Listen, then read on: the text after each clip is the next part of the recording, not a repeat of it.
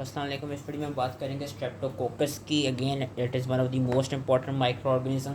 और स्ट्रेप्टोकोकस की हमें क्लासिफिकेशन पता होनी चाहिए, क्योंकि स्ट्रेप्टोकोकस की क्लासिफिकेशन आ सकती है। इसकी बहुत डिफरेंट तरह की स्पीशीज़ हैं। Pyogenes is one of the most important species, जिसका हमें पता होना चाहिए। अभी इस वीडियो में मैं पायोजेंस पढ़ूंगा, उसके अलावा स्ट्रेप्टोकोकस एगेलेक्टिया पढ़ूंगा, थोड़ा सा एंटेरोकोकस भी पढ़ूंगा, और इसके अलावा थोड़ा सा टच हम विरिडेंस और निमोनिया को भी देंगे। वेरस निमोनिया की अलग से कहते हैं नेक्स्ट वीडियो आएगी। अब स्ट्रेप्टोकोकस की क्लासिफिकेशन कैसे होती है, जो कि पूछी जा सकती है। याद रखिए, स्ट्रेप्टोकोकस को हमने दो तरह से क्लासीफाई किया हुआ है। एक तो अकॉर्डिंग टू द हेमोलिसिस, जिसको हम ब्राउन्स क्लासिफिकेशन कहते हैं, और एक इनकी हमने लैंसफील्ड क्लासिफिकेशन की हुई है।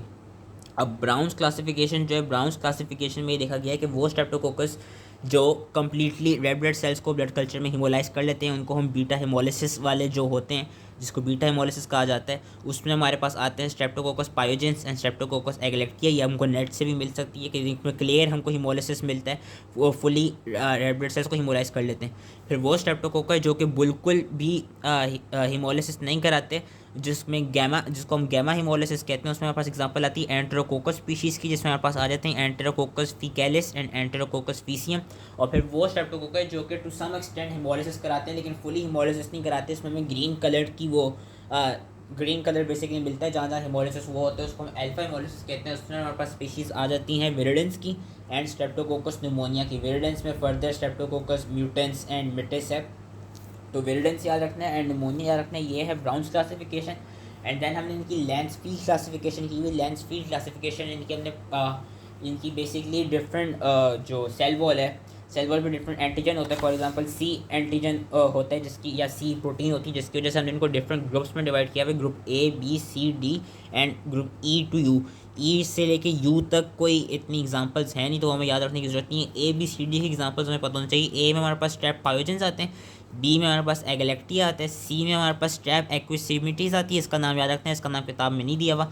एंड ग्रुप डी में हमारे पास सारे एंटेरोकोकाई आ जाते हैं, जिसमें हमारे पास फीकैलिस और फीसियम की एग्जांपल आ जाती है। तो ये क्लासिफिकेशन याद रखनी है। उसके बाद हम आते हैं अब मेन टॉपिक के स्ट्रेप्टोकोकस पे। स्ट्रेप्टोकोकस जो है वो वैरायटी ऑफ इन्फेक्शंस कॉज कराते हैं। जिस तरह जो पायोजेंस है, जो कि मोस्ट इंपॉर्टेंट है, वो कौन कौन से इन्फेक्शन कॉज कराते हैं? It is the leading cause of bacterial pharyngitis, cellulitis, impetigo, उसके अलावा नेक्रोटाइजिंग फेसिटिस, स्कारलेट फीवर, और ये स्ट्रेप्टोकोकल टॉक्सिक शॉक सिंड्रोम कराता है। एंड हम आगे पढ़ेंगे ये दो इंपॉर्टेंट इम्यूनोलॉजिकल डिजीज कॉज कराते हैं, रूमेटिक फीवर और एक्यूट ग्लोमेरुलर नेफ्राइटिस। जो स्ट्रेप्टोकोकस एगलेक्टी है, जिसको हम ग्रुप बी कहते हैं, वो it is a leading cause of neonatal sepsis और मेनिंजाइटिस कॉज कराते हैं। जो ग्रुप डी है, जिसमें एंटेरोकोकस आ जाते हैं, they are cause of hospital acquired UTIs and endocarditis. उसके अलावा जो विरिडेंस है, विरिडेंस हम आगे पढ़ेंगे, वो एंडोकार्डाइटिस का मोस्ट कॉमन कॉज है। और स्ट्रेप्टोकोकस बोविस भी अनकॉमन कॉज है एंडोकार्डाइटिस का। इंपॉर्टेंट प्रॉपर्टीज़ क्या है कि they are gram positive cocci in chains और pairs, and they all are catalase negative, जो कि इनको डिफ्रेंशिएट कर रही थी स्टैफ ओरियस से।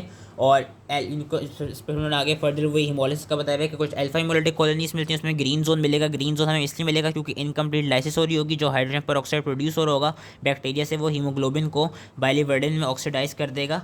क्या कहते हैं, हाँ, हीमोग्लोबिन को बाइलिवर्डिन में ऑक्सीडाइज कर देगा, जिसकी वजह से हमें ग्रीन कलर मिलेगा। फिर बीटा हिमोलिसिस होती है। बीटा हिमोलिसिस में हमें क्लियर जोन मिलता है अराउंड द कॉलोनीज, क्योंकि कंप्लीट लाइसिस हो चुकी होती है। और ये कंप्लीट लाइसिस होती क्यों है? कंप्लीट लाइसिस होती है स्ट्रेप्टोलाइसिन ओ या स्ट्रेप्टोलाइसिन एस की वजह से। मोस्ट इंपॉर्टेंट देखेंगे, स्ट्रेप्टोलाइसिन एस होते हैं जो कि कंप्लीट हिमोलिसिस करा रहा होता है, और फिर जिसमें हिमोलिसिस नहीं होती उनको हम गैमा हिमोलिसिस कहते हैं, जिसमें हमारे पास एग्जाम्पल्स थी एंटेरोकोकाई की।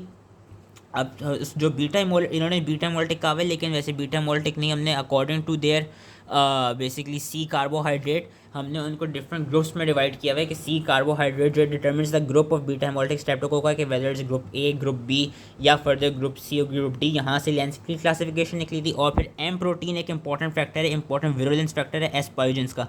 एम प्रोटीन का याद रखना है कि एम प्रोटीन का एक तो फंक्शन ये कि एम प्रोटीन कराती है कि जो C3b कंपोनेंट होता है कॉम्प्लीमेंट का, जो कि ऑप्शनाइजेशन के लिए इंपॉर्टेंट होता है, उसको इनएक्टिवेट कर देती है, जिसकी वजह से इसकी ऑप्शनाइजेशन हो नहीं पाती। दूसरा ये कि एम प्रोटीन की वजह से जो स्ट्रेप पायोजेन से उसके स्ट्रेन्स डिटर्मिन होते हैं। स्ट्रेप पायोजेन से कुछ स्ट्रेन्स जो हैं वो रोमेटोजेनिक होते हैं कि वो रोमेटिक फीवर कॉज कराते हैं, और कुछ स्ट्रेन्स नेफ्रोटोजेनिक होते हैं कि वो एक्यूट ग्लोमेरुलर नेफ्राइटिस कॉज कराते हैं। So that is determined by the M protein of the strep pyogenes. उसके अलावा इनके पास पॉलीसेकेराइड कैप्सूल भी होते हैं, जो कि एक तरह से इनका विरुलेंस फैक्टर होता है। आगे इन्होंने ये दिखाया हुआ है कि बीटा हेमोलिसिस की वो चीज़ मैंने बता दी। ग्रुप ए में जो पायोजेन से थोड़ी थोड़ी इन्होंने ओवरव्यू दिया हुआ है। पायोजेंस का याद रखना है कि फेरेंजाइटिस का कॉमन कॉज है, स्किन इन्फेक्शंस का कॉमन कॉज है, कि वो जो they adhere to pharyngeal epithelium by the pili which is composed of lipoteichoic acid and M protein. और इसका हाँ, इसमें जो इंपॉर्टेंट चीज़ याद रखनी है वो याद रखनी है कि जो ग्रुप ए के स्ट्रेप्टोकोकाई, जो कि स्ट्रेप्टोकोकाई पायोजन है, उसका जो कैप्सूल होगा, जो एंटीफेगोसाइटिक कैप्सूल जो है उसके पास, that capsule is basically made up of hyaluronic acid. और इसका याद रखना है कि they pyogenes they are bacitracin sensitive. ये बात इसलिए याद रखनी है क्योंकि जो हमारे पास एगलेक्टी हैं जो कि ग्रुप बी स्ट्रेप्टोकोकाई हैं, they are bacitracin resistant and they also hydrolyze hippurate, जो कि इनका इंपॉर्टेंट डायग्नोस्टिक फीचर है। और इसके अलावा ये जो फीमेल का जेनेटल ट्रैक्ट है उसको कॉलोनाइज करते हैं और ये नियोनेटल मेनिंजाइटिस और सेप्सिस कॉज कराते हैं। फिर जो ग्रुप डी स्ट्रेप्टोकोकाई है जिसमें हमारे पास एंटेरोकोकाई की एग्जांपल आ जाती है, they are the basically part of normal flora of colon. और ये क्या कहते हैं, यूजली यूरिनरी, बिलियरी और कार्डियोवास्कुलर इन्फेक्शंस कॉज कराते हैं। मोस्ट इंपॉर्टेंट ये यूटीआई कॉज करा रहे होते हैं। और इनका डायग्नोस्टिक फीचर ये है कि they can grow in hypertonic, saline और in bile and they are not killed by penicillin G. इनके खिलाफ रेजिस्टेंट देखी गई है, तो इनको हम किल करने के लिए वैनकोमाइसिन देते हैं। और वैनकोमाइसिन के खिलाफ भी कुछ रेजिस्टेंट स्ट्रेंड्स हमको मिले थे, तो हम फिर डेप्टोमाइसिन देते हैं, जो कि मैं ट्रीटमेंट में एक दफ़ा और बता दूंगा। उसके अलावा क्या कहते हैं, हाँ इन्होंने एक और चीज़ बताई हुई जो कि एंटेरोकोकस फीकेलियम के लिहाज से याद रखनी है कि जो फीसियम है they are vancomycin resistant, versus जो एंटेरोकोकस फीकेलिस हैं दे आर वैनकोमाइसिन क्या कहते हैं, वैनकोमाइसिन वो भी रेजिस्टेंट है, लेकिन एक हद तक इज़ कम्पेयर टू फीसियम फीकेलिस ज़रा कम रेजिस्टेंट है टू वैनकोमाइसिन।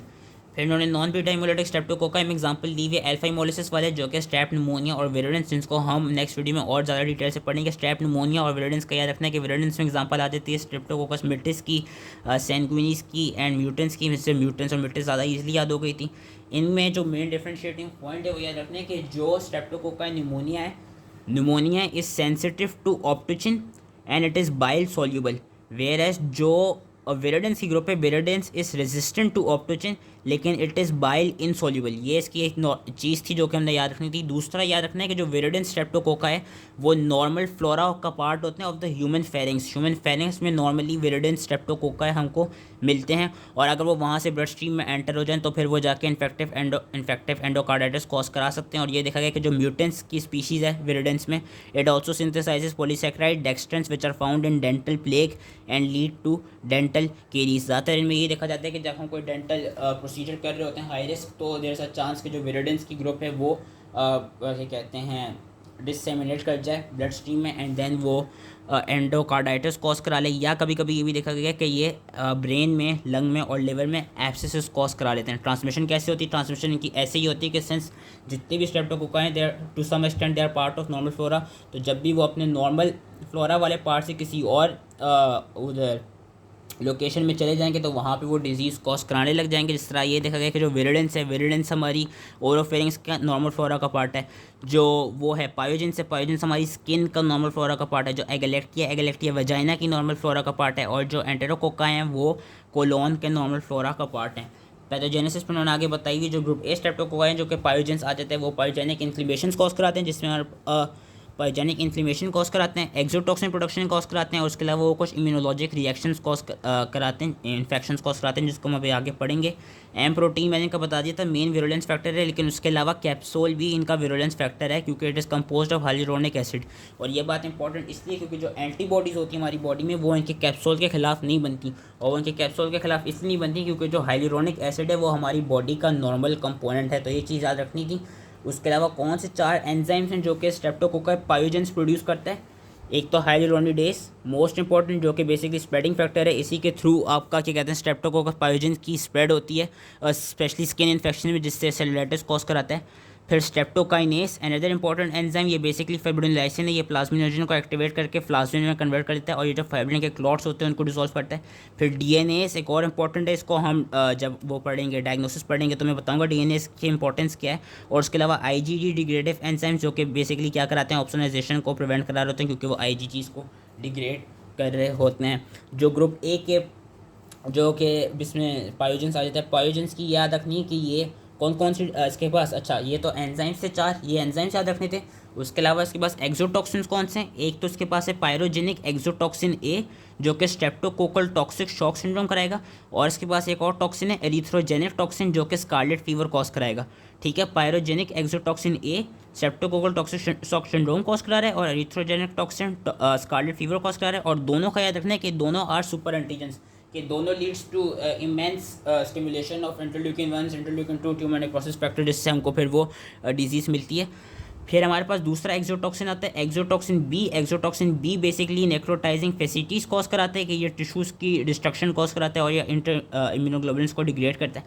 और फिर हमारे पास लास्ट इनका जो एक्सोटॉक्सिन है वो उसमें आ जाते हैं स्ट्रेप्टोलाइसिन ओ और स्ट्रेप्टोलाइसिन एस। ये बेसिकली पोर फॉर्म में टॉक्सिन्स होते हैं जो कि जो फेगोसाइट्स हैं उनकी सेल मेम्ब्रेन को डिस्टर्ब करके डैमेज कर देते हैं, और इनको ओ और एस इसलिए कहते हैं क्योंकि ये देखा गया कि जो स्ट्रेप्टोलाइसिन ओ है वो यूजली ऑक्सीजन की प्रेजेंस में इनएक्टिवेट हो जाता है, वेरे स्ट्रेप्टोलाइसिन एस ऑक्सीजन की प्रेजेंस में भी स्टेबल होता है। तो इसलिए स्ट्रेप्टोलाइसिन एस का ये देखा गया कि जो स्ट्रेप्टोलाइसिन एस है it usually causes beta haemolysis and antibody to streptolysin S does not develop UK it resembles human protein and we are tolerant to it. ये ग्रुप ए जो पायोजेंस था जो कि मोस्ट इंपॉर्टेंट था, उससे related ये चीज़ें याद रखनी थी, उसके एंजाइम्स और उसकी डिजीज़ेस और कौन से एक्सोटॉक्सिन से कौन सी डिजीज़ हो रही है। फिर जो ग्रुप बी के स्ट्रेप्स हैं जिसमें स्ट्रेप्टोकोकस एगलेक्टी आ जाता है, इसका विरुलेंस फैक्टर एक ही है, जो इसमें ज़्यादातर देखा गया कि जो उनका कैप्सूल है वो एंटीफेगोसिटिक होता है और उसके खिलाफ हमारी बॉडी में एंटीबॉडीज़ बन जाती हैं।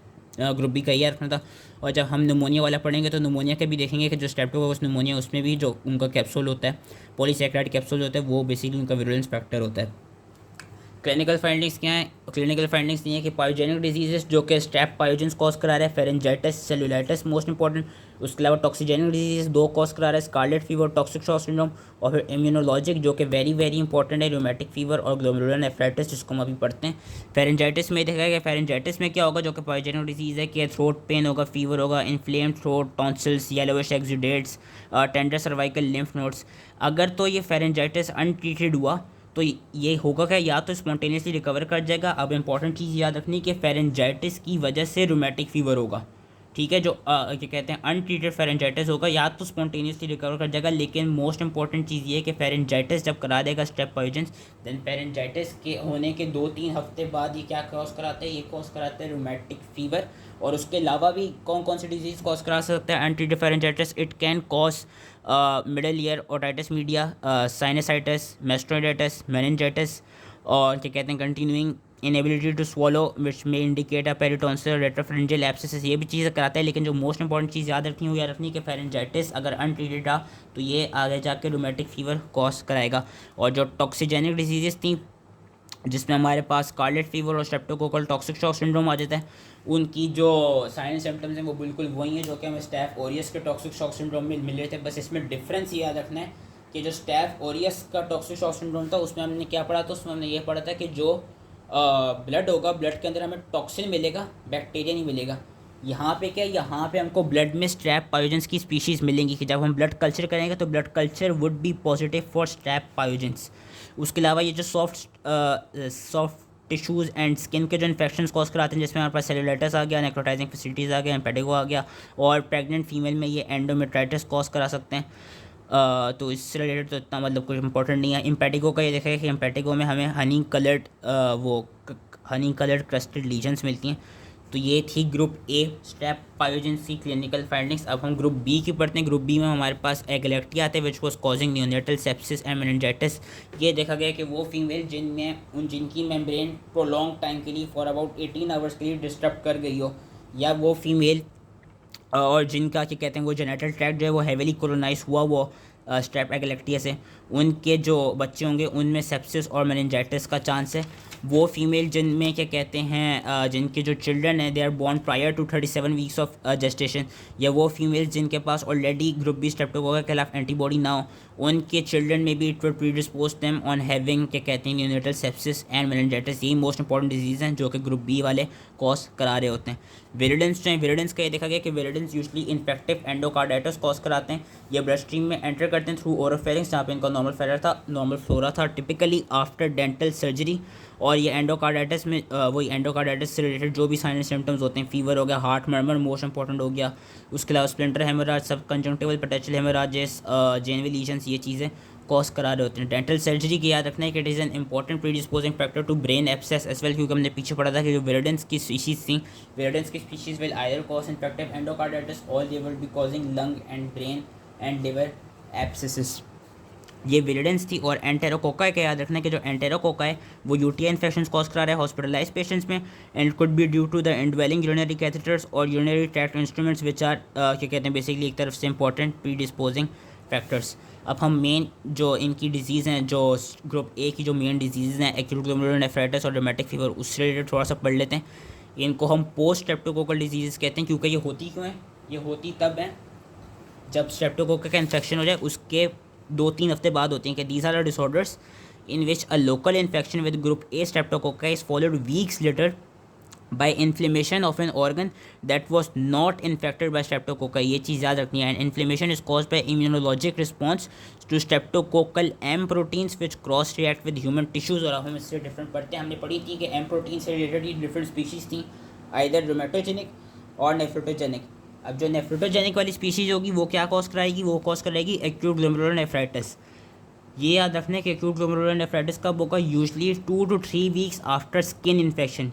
ठीक है, स्किन इन्फेक्शन होने के 2 से 3 हफ्ते बाद वो चिल्ड्रन में होगा क्या, यूजली चिल्ड्रन ही ज़्यादातर ज़्यादातर फ्रीक्वेंटली चिल्ड्रन में हो रहा होता है कि most frequently and most importantly after children are infected with skin infections के 2-3 वीक्स बाद उनमें एक्यूट ग्लोमेरुलर नेफ्राइटिस होगा। और वो एक्यूट ग्लोमेरुलर नेफ्राइटिस की क्लिनिकल पिक्चर हमें क्या मिलेगी, hypertension, oedema of face and ankles और स्मोकी यूरिन। एंड ये होता क्यों है, ये होता इसलिए क्योंकि इसमें जो एंटीजन एंटीबॉडी के कॉम्प्लेक्सेस होते हैं वो बेसिकली ग्लोमेरुलर बेसमेंट मेम्ब्रेन में जाकर डिपॉजिट कर देते हैं, और फिर वहाँ पे जाकर जो कॉम्प्लीमेंट है उसकी एक्टिवेशन होती है। कॉम्प्लीमेंट सिस्टम की जब एक्टिवेशन होती है, जब C5a ज़्यादा बढ़ता है तो वहाँ पे न्यूट्रोफिल्स ज़्यादा आते हैं। न्यूट्रोफिल्स जब ज़्यादा आते हैं तो वो फेगोसाइटोसिस कॉज कराते हैं। जब वो फेगोसाइटोसिस कॉज कराते हैं तो उसकी वजह से होता है क्या कि जो ग्लोमेरुलर बेसमेंट मेम्ब्रेन है वो भी डैमेज हो जाती है और ग्लोमेरुलर कैपिलरीज भी डैमेज हो जाती हैं। ये हमको मिलती है ग्लोमेरुलर नेफ्राइटिस में। रोमेटिक फीवर में क्या होता है, रोमेटिक फीवर का मैंने क्या कहा था, रोमेटिक फीवर का याद रखना था कि रोमेटिक फीवर फेरेंजाइटिस के बाद, जब पहले फेरेंजाइटिस होगा, फेरेंजाइटिस होने के बाद रोमेटिक फीवर मिलता है अप्रॉक्सीमेटली 2 वीक्स बाद, जिसमें हमको फीवर, माइग्रेटरी पॉलीआर्थराइटिस, कार्डाइटिस मिलता है। और ये कार्डाइटिस क्यों मिल रहा होता है, कार्डाइटिस बेसिकली इसमें हो क्या रहा होता है कि इसमें हमें मायोकार्डियल डैमेज मिलता है, एंडोकार्डियल टिश्यू का डैमेज मिलता है, वाल्व्स का डैमेज मिलता है, और हमको इसमें कोरिया भी मिलता है। और इसमें हमको ये सब चीज़ें क्यों मिल रही होती हैं, क्योंकि इसकी मेन पैथोजेनेसिस ये है कि जो एम प्रोटीन्स होती हैं रोमेटोजेनिक एस पायोजेंस की, उनके खिलाफ जो एंटीबॉडीज़ बनती हैं वो क्रॉस रिएक्ट कर जाती हैं हमारे हार्ट के प्रोटीन्स के साथ और हमारी जॉइंट्स के प्रोटीन्स के साथ। क्योंकि ये देखा गया है कि ये मैंने मॉलिक्यूलर मिमिक्री वाले उसमें फिनोमेना में भी बताया था कि ये देखा गया है कि जो अमाइनो एसिड सीक्वेंस उन एम प्रोटीन्स का है जो कि रोमेटिक फीवर कॉज करा रही हैं, वही अमाइनो एसिड सीक्वेंस हमारे हार्ट की प्रोटीन्स का या जॉइंट्स की प्रोटीन्स का होता है। तो इसलिए जो एंटीबॉडीज़ होती हैं वो क्रॉस रिएक्ट कर जाती हैं और वो फिर हार्ट का डैमेज कॉज करने लग जाती हैं और वो जॉइंट्स का डैमेज कॉज करने लग जाती है, जिसकी वजह से इसको हम ऑटो इम्यून डिजीज़ भी कहते हैं। कि इसमें ये देखा गया rheumatic fever is due to immunologic cross reaction between antibodies formed against M proteins and proteins on the surface of joint, heart, brain tissue, and it is an autoimmune disease greatly exacerbated by recurrent streptococcal infection, and if the infections are treated within 8 days of onset, rheumatic fever is usually prevented। इसके भी cases जो होते हैं ज़्यादातर children में देखे जाते हैं, children between 5 to 15 years of age. And इसमें हमको क्या मिलता है, इसमें हमको high presence of anti streptolysin O मिलती है। जब हमको high presence of anti streptolysin O मिलेगी देन ये डिटरमिन कर देगा कि हाँ इस पेशेंट को पहले इन्फेक्शन हुआ था जिसकी वजह से अब रोमेटिक फीवर हो रहा है। Lab diagnosis very very very important. Lab diagnosis इसकी जो फेरेंजाइटिस से रिलेटेड इंपॉर्टेंट है वो ये इंपॉर्टेंट है कि जब भी फेरेंजाइटिस होगा, स्ट्रेप्टोकोकल फेरेंजाइटिस, तो हम ग्राम स्टेन स्मीयर्स नहीं लेंगे। अगर ग्राम स्टेन स्मीयर्स लेंगे भी तो they would be completely useless. और they would be completely useless क्यों, they would be completely useless यूँ क्योंकि हमने अभी पढ़ा था कि जो विरिडेंस ग्रुप थी स्ट्रेप्टोकोकाई की वो फेरिंक्स का नॉर्मल फ्लोरा है।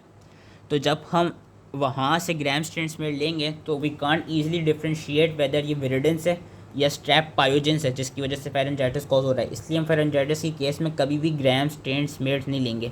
हम क्या कर सकते हैं, हम कल्चर ले सकते हैं या कल्चर ऑफ स्वॉब्स ले सकते हैं फेरिंग्स से या डिफरेंट लीजन से, और फिर उसको ब्लड एगार में ग्रो कर सकते हैं। वहाँ पे हमको जो पायोजन से उसके में बीटा हेमोलिसिस कॉलोनीज मिलेंगी। और हमको एक और इंपॉर्टेंट फीचर क्या मिलेगा कि they would be inhibited by bacitracin. जो ग्रुप बी स्ट्रेप्टोकोकाई है उसको हमने पढ़ा था कि they are resistant to bacitracin and they can basically hydrolyze hippurate, ये एक इनकी इंपॉर्टेंट डायग्नोस्टिक फीचर था।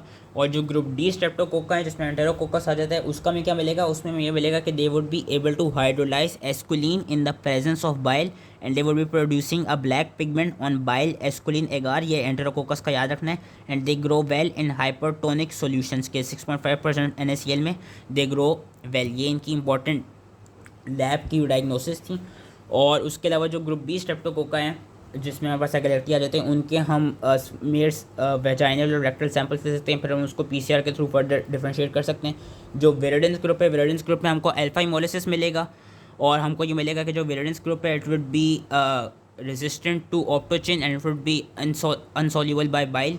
और सीरोलॉजिक टेस्टिंग क्या मिलती है, सीरोलॉजिक टेस्टिंग हमको इन्हीं दो डिजीज़ जो हमने पढ़ी हैं एक्यूट ग्लोमेरुलर नेफ्राइटिस और रूमेटिक फीवर उससे रिलेटेड है कि जो रोमेटिक फीवर होगा, रोमेटिक फीवर के केस में हमें क्या मिलेगा, रोमेटिक फीवर के में केस में मिलेगा high titer of anti streptolysin O, whereas जो एक्यूट ग्लोमेरुलर नेफ्राइटिस है, एक्यूट ग्लोमेरुलर नेफ्राइटिस के केस में हमें मिलेगा high titer of anti DNase B. ये सीरोलॉजिक चीज़ याद रखनी है कि रोमेटिक फीवर के केस में high titer of anti streptolysin O, whereas glomerular nephritis के केस में high titer of anti DNase B हमको मिलेगा। ट्रीटमेंट क्या, ट्रीटमेंट ज़्यादातर ये देखा गया कि ये वाले जो स्ट्रेप्टोकोका है ये ईजिली पेनिसिलिन जी से या मोक्सिसिलिन से किल हो जाते हैं। तो ट्रीटमेंट इनकी यही है कि पेनिसिलिन जी दे दें या मोक्सिसिलिन दे दें। लेकिन जो रोमेटिक फीवर और ग्लोमेरुलर नेफ्राइटिस के पेशेंट होंगे उनको हम पेनिसिलिन की ट्रीटमेंट नहीं दे सकते after the onset of disease, क्योंकि दैट वुड बी यूजलेस। और जो पेशेंट जो पेनिसिलिन एलर्जिक होंगे उनको हम एरिथ्रोमाइसिन दे सकते हैं या हम उनको क्लिंडामाइसिन भी दे सकते हैं। उसके अलावा ये देखा गया कि जो ग्रुप ए स्ट्रेप्टोकोकल इन्फेक्शन है like necrotising fasciitis and toxic shock syndrome, they can be treated with combination of clindamycin and intravenous gamma globulins. जो एंडोकार्डाइटिस वाली वो थे स्ट्रेप्टोकोकाई थे उनको भी हम पेनिसिलिन के ट्रीटमेंट से वो क्या कहते हैं इरेडिकेट कर सकते हैं। लेकिन ये देखा गया है कि जो एंटेरोकोकस जो हैं, एंटेरोकोकस के खिलाफ काफ़ी रेजिस्टेंस मिली है, तो उसके खिलाफ हम वैनकोमाइसिन देते हैं। उसका मैंने बताया था कि कुछ वैनकोमाइसिन के रेजिस्टेंट स्ट्रेन्स भी हमको मिल रहे हैं एंटेरोकोकस के, तो उनको हम ट्रीट करने के लिए क्या देते हैं, उनको हम ट्रीट करने के लिए देते हैं डेप्टोमाइसिन। एंड ग्रुप बी का भी, जो ग्रुप बी एगलेक्टिया वाले जो थे जो कि नियोनेटल मेनिंजाइटिस और सेप्सिस कॉज कराते हैं उनको भी हम पेनिसिलिन जी या एम्पेसिलिन से ट्रीट कर सकते हैं। प्रिवेंशन की क्या है, प्रिवेंशन यही है कि जो कहते हैं स्ट्रेप्टोकोकल इन्फेक्शन है उसमें हम बेंजाथीन पेनिसिलिन दें, क्योंकि ये प्रोलॉन्ग पीरियड के लिए पेनिसिलिन प्रोड्यूस करती रहती है, specially in those patients who have had rheumatic fever, क्योंकि it is important to prevent the recurrence of disease. और जो डेंटल प्रोसीजर्स के लिए जा रहे होंगे, डेंटल प्रोसीजर्स में हमने पढ़ा था कि उनको विरिडेंस ग्रुप से एंडोकार्डाइटिस हो सकता है, तो उन पेशेंट्स को जो कि हाई रिस्क डेंटल प्रोसीजर्स के लिए जाने वाले हों उनको हम प्री ऑपरेटिवली ऑपरेशन से पहले अमोक्सिसिलिन दे सकते हैं।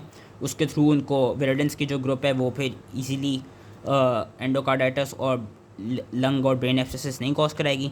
एंड जो एगलेक्टिया वाली स्पीशीज़ थी उसको हम प्रिवेंट कैसे कर सकते हैं, एक तो वो जो प्रेग्नेंट वुमेन जिनकी जो अपने 35 to 37 वीक्स और जेस्टेशन पर पहुंच गई उनकी स्क्रीनिंग कराई जाए बाय डूइंग वेजाइनल और रेक्टल कल्चर्स, और अगर हमको कल्चर्स पॉजिटिव मिले देन हम उनको पेनिसिलिन जी दे दें। अगर तो इन पेशेंट्स या इन प्रेग्नेंट फीमेल ने अपनी स्क्रीनिंग नहीं कराई या इनके क्या कहते हैं कल्चर्स नहीं करा सके तो हम वैसे पेनिसिलिन जी एडमिनिस्टर कर सकते हैं एट दिस टाइम ऑफ क्या कहते हैं at this time of gestation, and especially to those women who have not delivered within 18 hours after rupture of membrane, उनको तो हम क्या कहते हैं ये पेनिसिलिन जी ज़रूर देंगे। And those women whose labor have begun before 37 weeks of gestation और who have had a fever at the time of labor, उनको भी हम पेनिसिलिन जी देंगे फॉर द प्रिवेंशन ऑफ वही neonatal prevention of neonatal meningitis and sepsis in their children. तो prevention इसकी थोड़ी बड़ी थी और वीडियो इसलिए बड़ी बनी क्योंकि ऑब्वियसली इसमें जो इंपॉर्टेंट माइक्रो ऑर्गेनिज्म याद रखने हैं वो याद रखना है पायोजेंस, क्योंकि पायोजेंस से रिलेटेड काफ़ी डिजीज़ हैं जो कि हमने पढ़ ली थी, उनके जो टॉक्सिन्स हमने पढ़े, उनके जो एंजाइम्स हमने पढ़े उनको याद रखना है। और जो ग्लोमेरुलर नेफ्राइटिस और रोमेटिक फीवर वाली डिजीज़ थी उनके भी पैथोजेनेसिस याद रखनी, क्योंकि पायोजेंस का ज़्यादातर सवाल आते हैं, ज़्यादातर पायोजेंस के ही आते हैं। उसके अलावा एगलेक्टिया भी इंपॉर्टेंट है, जो एंटेरोकोका है और विरिडेंस है वो इतने नहीं है, तो इसलिए इतना क्या कहते हैं उनका नहीं था, लेकिन पायोजेंस को अच्छे से पढ़ लीजिएगा। नेक्स्ट वीडियो में हम बात करेंगे स्ट्रेप्टोकोकल निमोनिया की। तो आई होप इजली समझ में आ गया हो। Thank you.